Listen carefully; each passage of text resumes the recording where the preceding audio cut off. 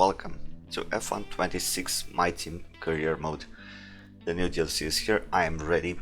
I know I've missed the start by a couple of days, but trust me, I'm still going to finish this series before Ben Daily. So yeah, the new DLC is here. I'm really enjoying these new cars so far. And I've decided to do a MyTeam Career Mode, just for the chaos of having 24 cars off the grid. Here I'm just going through the settings. I went for 105 difficulty, or actually 100 it seems, because I wasn't sure how good the AI were and how good I was going to be with the new regs, but it turns out I was pretty much on the spot.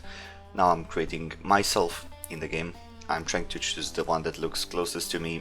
There isn't anyone with long enough hair and a beard for some reason. I really wish there was better customization in the game, but whatever. And a team, as you actually already saw from the thumbnail, we are going to be using and managing in this career mode is DACIA. Going for a patriotic MyTeam career save here, but I've chosen DACIA because, well, just because it's fun and funny to think of DACIA during Formula 1. And I'm going to try to kind of roleplay this. So I'm kind of treating this like an Alpine junior team, or at least I wanted to, but you're going to see in a second as we choose the team colors and in a second the team logo here. You're going to see in a second that RNG and luck just won't help us. Here I am trying to create the logo. In the top right corner you have the actual current logo, and on the bottom right you have the logo I grew up with, and I managed to be able to recreate neither of them because there aren't options for badges in the game. So I just do kind of a greater piece, I think it's called, and it's close enough.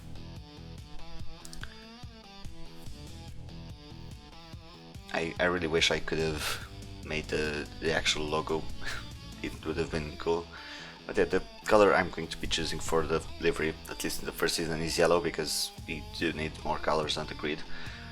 And I think yellow is a decent color to put on a racing car. And here is the first obstacle, the engine.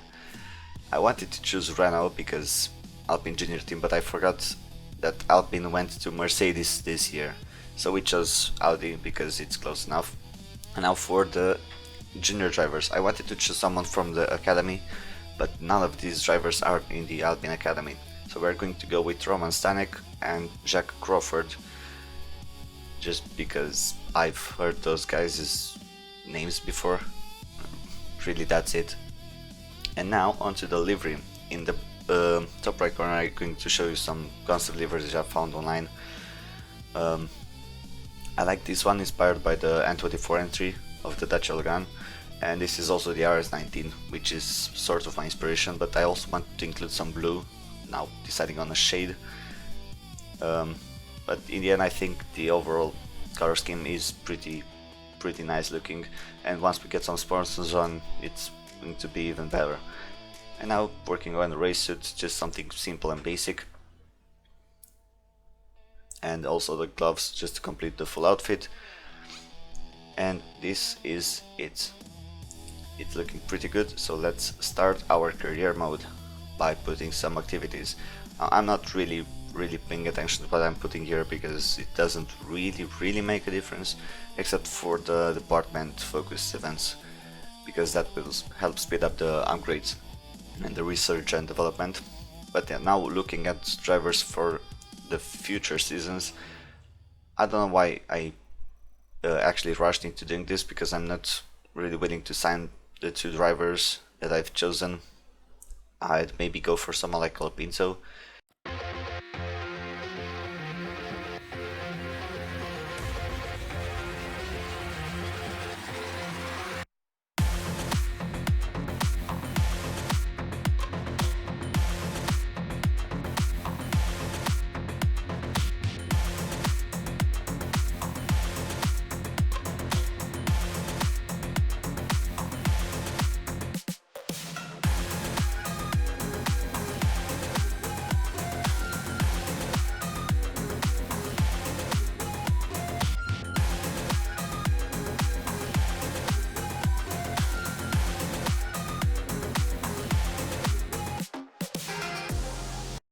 and with a grid presentation out of the way, it's time for a first race weekend in Australia. It's time to get this season started. I'm going to drive as Roman Stanek and then just switch between them each weekend.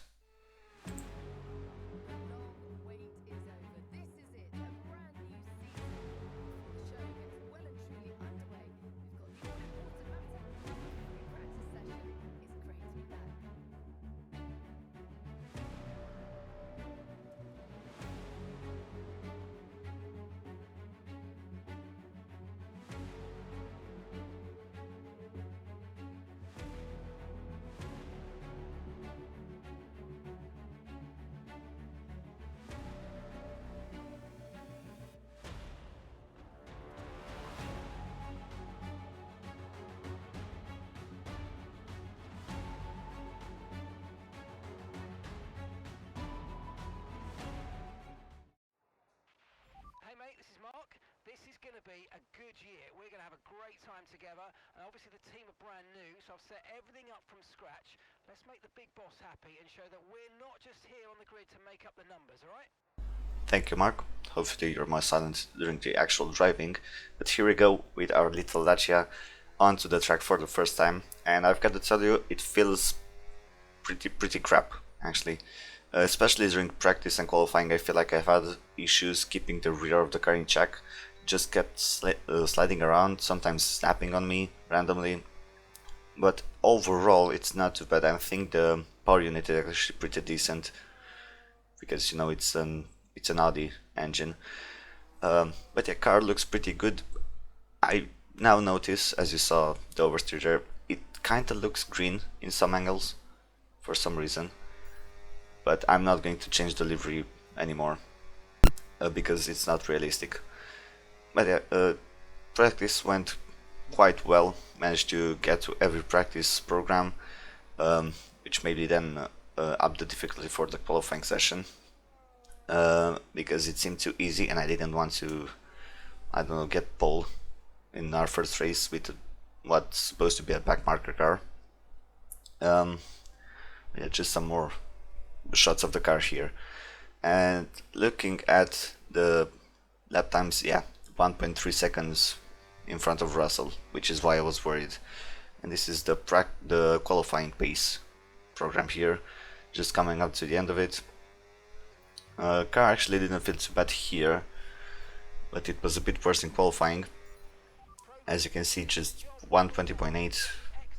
Yeah, looking like we have great pace at least. Target P19. We top FP1 actually, which is good. Dacia makes a statement as it joins the grid. Jack Crawford down in 21st and Nico Hulkenberg didn't set a time. And we have quite a few resource points in the bank. We are going to have to spend them, but I didn't want to buy upgrades before I knew how the car felt.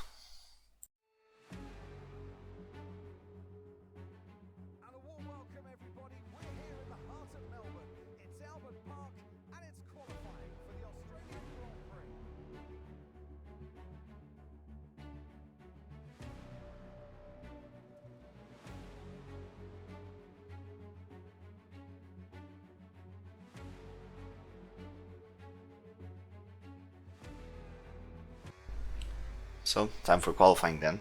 It's a bit more overcast, a bit colder here than it was in practice. Rain was actually forecast for the weekend for both qualifying and especially the race, but it just never came. But yeah, just coming up to start our first lap here and just jumping straight up to the end of it. Green in every sector, obviously because it's our first lap. Onto the boost button. And it's going to be 121.1. We know we can beat that. And looking at the results so far, we are 2.9 seconds off, which is a lot. So we improve by 6.25 tenths here. It's 20.5. We don't really go up a lot.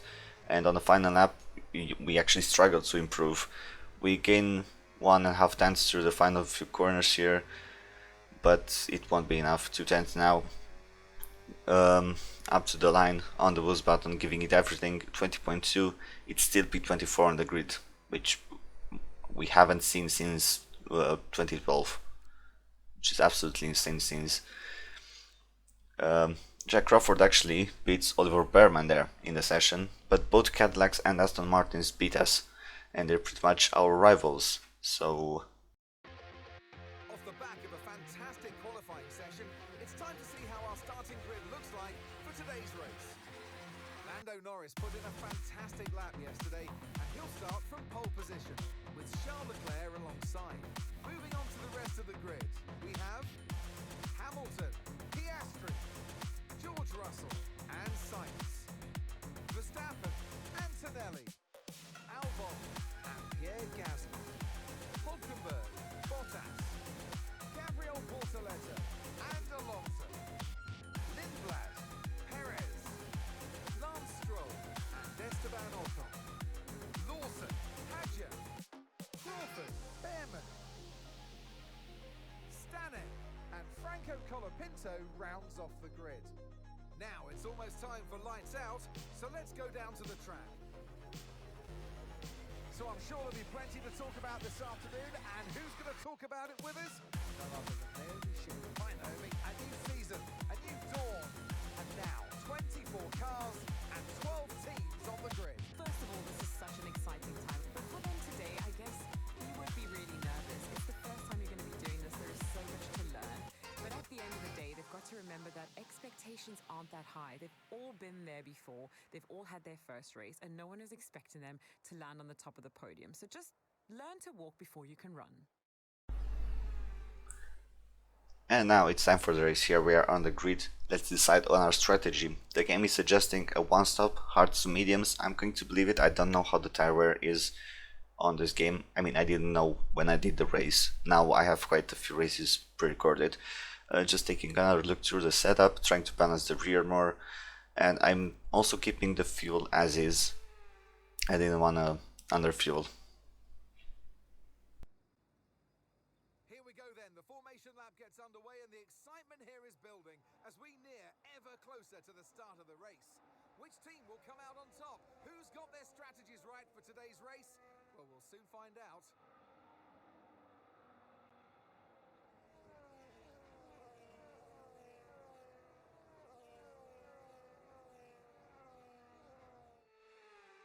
So as all the cars take their positions on the grid, the teams will be hoping their strategies pay off for them in today's race.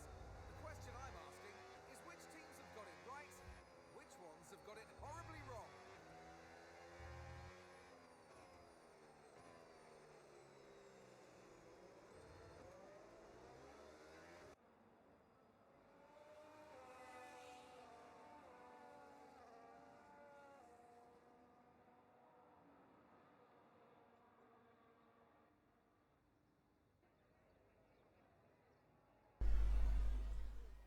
So, here we are on the grid end, 5 red lights are coming on and I'm getting ready for the start here. First ever start with these new cars, it's lights out and away we go. And it's a decent getaway actually. Managed to jump Behrman there onto the boost button, now getting close to the cars in front. You can see the game's lagging a bit. Let's keep the outside, try to not make any contact. We are side by side with Colapinto there out of turn 2. Heading onto the straight, S mode enabled. Can we go down the inside? We're going to try it. Can we succeed? It's close. We bite the curb a little bit, but we cannot overtake Colapinto, still in P24. As Crawford and Behrman ahead are side by side. Let's see now as we approach the big straight what boost button can do. My first ever race with these frags actually on the DLC in total. Flying past Colapinto there, and the interception of Behrman. Squeeze Colapinto to the inside, Behrman goes for a move on Crawford. Can we follow him through? We lift a bit, we're not sure of the closing speed. It's like driving an LMP1 against GT3s when you use that boost button, it's so powerful. Colapinto goes back past us in the chicane, we squeeze down the inside, Behrman and Crawford still side by side, they go down the inside of Behrman now. Can we get Lindblad as well? Not really. Still side by side with Behrman, and it's been just close racing the entire lap so far, but down the inside of Behrman, pretty risky move, but we made it work up into P22 now, no longer last. And now looking to overtake Lindblad. And first time with overtake mode enabled. It's basically the same thing except more powerful, and you can regen more. Didn't really lift through turn 1, and we get a warning there, running wide. Escaping onto the big straight here, onto the boost button. Crawford and Lindblad are fighting ahead. I fly past my teammate. He kind of closes in on me. I was scared there. You can hear I lifted a bit, but we get past up into P21, still trying to follow Lindblad ahead. Let's take a look at the replay of that overtake. It was really close there. Luckily no contact, and both cars come away unscathed from that little fight. But now in the slipstream of Lindblad, and look at the train of cars we got in front. We could get easily like 3 positions here. Oh, Lindblad closes in really aggressively on me there. But we get past. Paris is next in the Cadillac, the other new team on the grid for 2026. As Lawson also tries to go for a move on whoever is in front of him, I can't really tell. Lindblad flies past us. You can just see the effects of the overtake. It really is yo-yo racing. I just drift down the inside of Lindblad again, but the move doesn't stick. Struggling to get some traction out of that corner, and Crawford is now back on the attack. I think it's too wide into the penultimate corner between Bortoleto and another guy. This could easily get us, I think, into P16, this little train, as Perez defends like Perez usually defends from us. But it's no use against the overtake button, but Lindblad boxes us in as he's trying to fight his teammate. Straight out mode enabled, there's nothing we can do here. As look at that move, 3 wide, it's 3 wide there. Lindblad, Lawson and Ocon 3 wide into there. I'm surprised no one got damage. As we head now onto lap 7, Lawson and Lindblad still fighting. The guys at Racing Bulls have to be stressed out of their minds, and down the inside we go of 2 cars there. How was there not contact? Genuinely. Let's take a look at the replay. I did not even plan for it to be a double overtake. I just went in too fast. I missed just the closing speed. The overtake button gives you such a top speed advantage. It's unreal. Down inside, within track limits, and I think there was just marginal contact there. So happy I made the move, but now Lindblad goes back down the inside with overtake. He had a bit more battery. So battery management really is important with these new regulations, but seeing as this is my first race, I wasn't really used to them. Back by we fly here on the main straight. I think I do get better as the races go on. I've also watched mostly Brandon Lee's videos. He explains stuff really well. As Antonelli is out of the session with a pretty big engine failure in the first round, so not a good sign for Mercedes to have their engine break down like that, especially on the factory team. Stroll pulls now into the pit lane as we follow Ocon, so up into P14 we go. A couple more people into the pits, up to P13. Let's see, can we overtake Ocon here? Insane closing speed. Like, he couldn't even see me in the rear view mirror at the start of the straight, down the inside into the chicane side by side here. Is going to leave his space. No, we make contact, and I almost go into the wall. Just a bit of grass nibble, but look at that. Lawson flies past Lindblad as well, and Berman also tries to have a look. Can we get the position back from Lindblad? We do a bit aggressive, but I was frustrated with the Ocon there. I left him all the space on the inside, and we just make contact, and it destabilized the car. As now Albon goes down my inside. That was a pretty easy overtake for him. I didn't really notice him, so I didn't try to defend. Gasly is attacking us now, and he just goes by, no chance. He locks up and still makes the move stick. The big team, as it were, to us. Can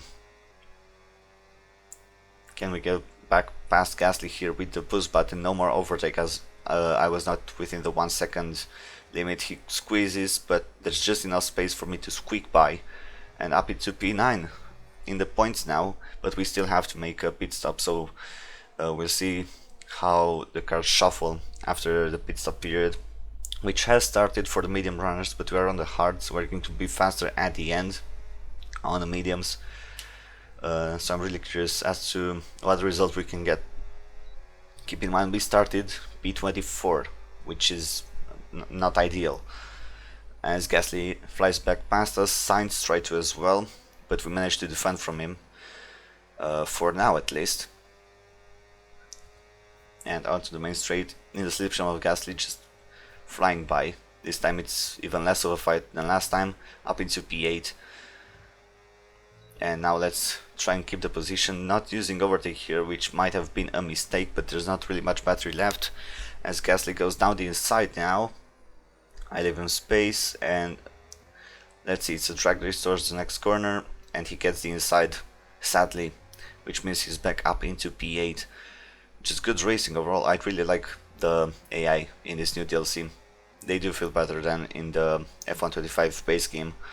And I also like the cars, the overall handling. Sainz goes down the inside now, and Piastri tries to have a look, which is the effects of not using battery, and almost around the outside. Piastri is going to do it. Clearly a performance difference there between the McLaren and the Dacia, as you would expect. But now a lot of battery saved up, 80% almost. Let's see, can we get back past Piastri? Yes, we can.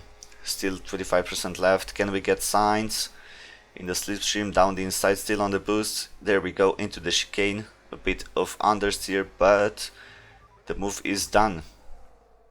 Let's take a look at the replay of that. Just beautiful overtaking here, beautiful racing. I'm really enjoying this. These new regs, you may not like the battery stuff, but the racing is fun.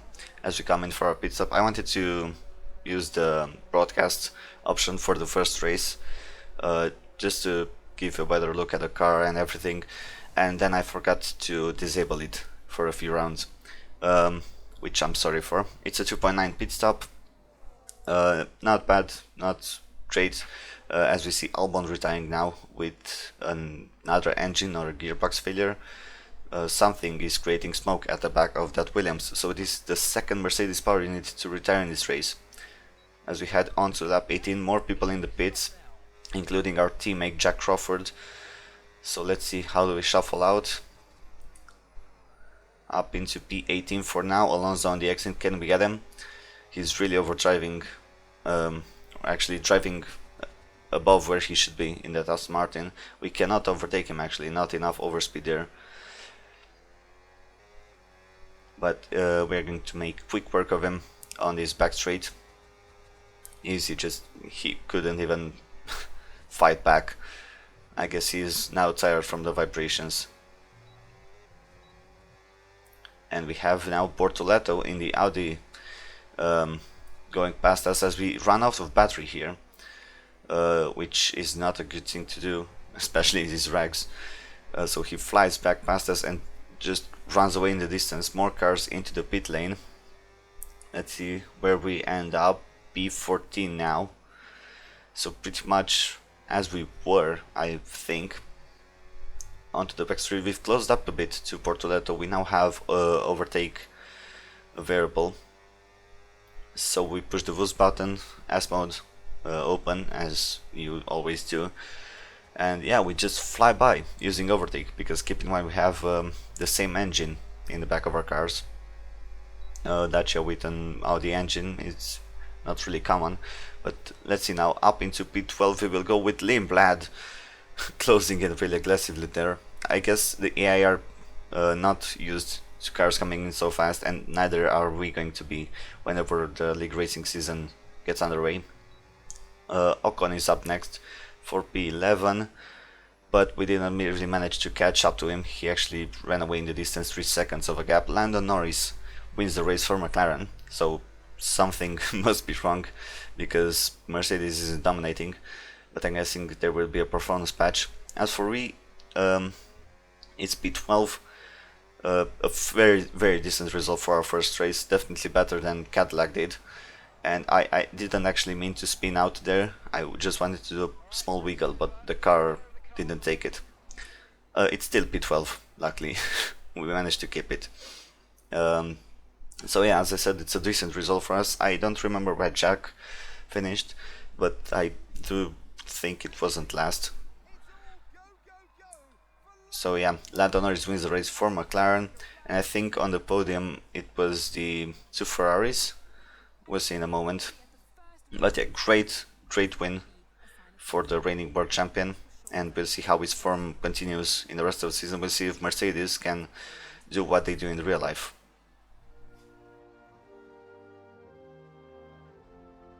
It's what every driver imagines when they start out on their long road towards Formula One. And for our lucky three today, here's the podium waiting for them.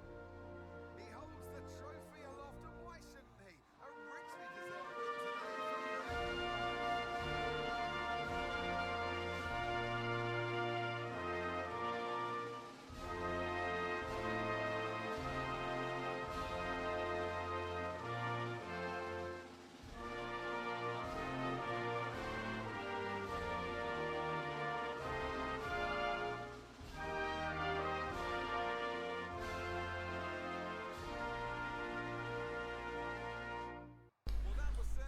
So taking a look at the final race results, then it's Lando from Leclerc and Hamilton, with Valtteri Bottas getting points for Cadillac in the first race. He got P9 there. So okay, I didn't expect Cadillac to be doing so well. Albon and Antonelli the only DNFs, and Jack Crawford, indeed he wasn't last, he was second to last, just ahead of Perez. But not really much to expect from him, as the A drivers are 60 something rated. But we're going to alternate, they're not going to get preferential treatment. And I hope the car and the team can improve and them with us. Now as the highlights show, I am just going to say thank you guys for watching. I will try to post this not necessarily daily, but as daily as I can. Definitely more daily than Ben daily. So yeah, if you like this, make sure to give it a like and subscribe to my channel to see more from this MyTeam career mode. My name was Don Lucio, and I'll see you guys next time. Goodbye.